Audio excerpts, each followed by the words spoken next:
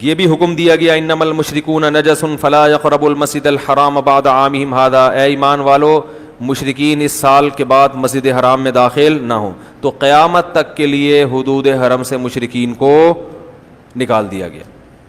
اسلام میں کافر کو قتل کرنے کی اجازت نہیں ہے. میدان جنگ میں تو ہے، ویسے نہیں ہے.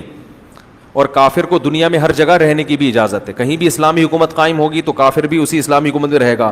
لیکن اللہ نے ارض حجاز کو اس سے مستثنیٰ کیا ہے. وہ چونکہ مسلمانوں کا مرکز ہے، توحید کا مرکز ہے، وہاں غیر مسلم کے داخلے پر پابندی. اور آج تک لکھا ہوا ہے، سعودی حکومت نے آج بھی بورڈ لگائے ہوئے ہیں کہ یہاں کسی غیر مسلم کو اس سے آگے جانے کی اجازت نہیں ہے. جائے اسلام قبول کرے پھر وہ اللہ کے گھر کی زیارت کرے. غیر مسلم کہتے ہیں کیوں ہمیں کیوں منع کیا ہوا ہے، یہ کیا بدماشی ہے. تو بھائی وہاں کون سے کوئی تفریح کی جگہ ہے؟ وہاں خوبصورت آبشاریں ہوتی اور بڑے خوبصورت گرینری ہوتی. پھر آپ کہتے ہیں زمین کے اس خوبصورت علاقے پہ مسلمانوں نے قبضہ کر کے ہمیں وہ بالکل بیابان زمین ہے. اور یہ اللہ نے حکمت ہے کہ ایسی جگہ اپنا گھر بنایا جہاں انٹرٹینمنٹ کا کوئی سامان ہے ہی نہیں. کیونکہ اگر وہ گرینری ہوتی 7,000 فٹ کی بلندی پر ہوتا، آبشاریں ہوتی، تو کسی کے دل میں وسوسہ آ سکتا تھا. اصل میں کوئی بادشاہ گزرا تھا جس کو یہ علاقہ بہت اچھا لگا، تو اس نے کہا کہ تفریح کی تفریح، عبادت کی عبادت، یہاں گھر بنا لو. تو اللہ نے ایسی جگہ بنایا.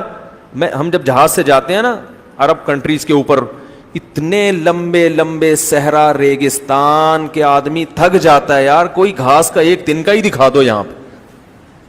تو میں سوچتا ہوں ابراہیم علیہ السلام کیسے فلسطین سے مکہ گئے ہوں گے ایسی ریت میں اور ایسی شدید گرمی میں، اور اللہ نے کہاں جا کے ان سے گھر بنوایا جہاں کوئی آبادی نہیں، نہ پانی، نہ گھاس، نہ تنکا.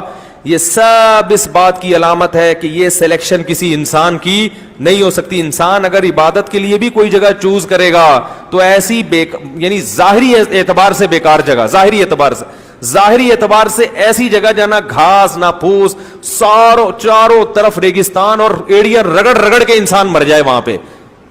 یہ پیٹرول تو اب دریافت ہوا ہے نا، اور دریافت ہو کے بھی وہ گرینری پھر بھی نہیں آئی.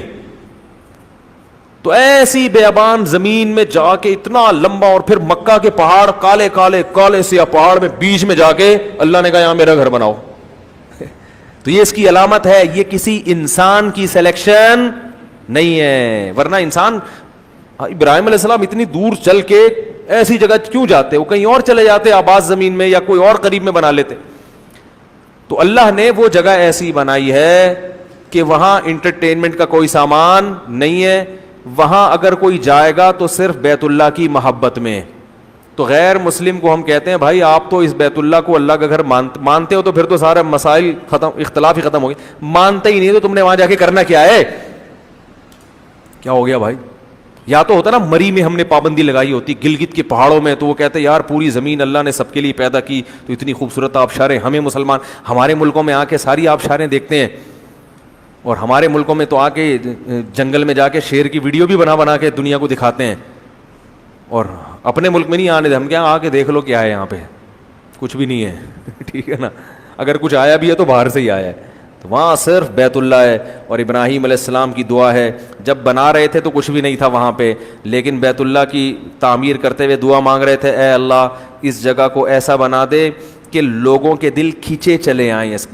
تہوی الیہ افئدۃ من الناس او کما قال، کہ لوگوں کے دل اس کی طرف ایسے آئیں جیسے پہاڑ سے پتھر لڑکتا ہے نا، اس کو روکنا ممکن نہیں ہوتا. بڑی چٹان جب لڑکتی ہے ایسے آئیں کہ روکنا ممکن نہ ہو.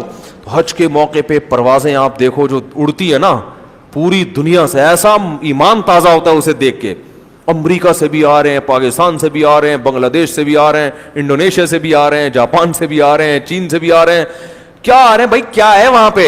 ایک کالے رنگ کا ایک غلاف ہے چڑھا ہوا، ایک چار دیواری، اور تو کچھ بھی نہیں ہے.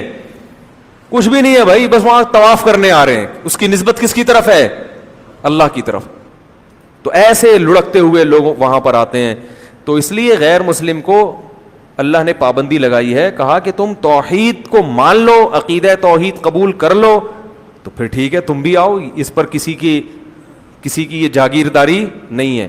اور نبی نے حکم دیا، عربوں کو منع کیا کہ بیت اللہ کسی کے لیے بھی بند، یعنی جو حرم ہے کسی کے لیے بھی بند نہیں ہوگا. دن میں رات میں جو جب چاہے آ کے طواف کرے، کسی پہ پابندی نہیں لگائی جا سکتی.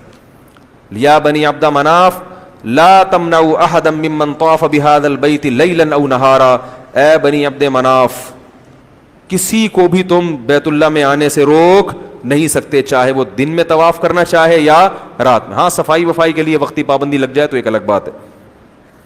تو اللہ نے یہ بھی حکم دیا کہ حدود حرم میں غیر مسلم کا داخلہ منع ہے.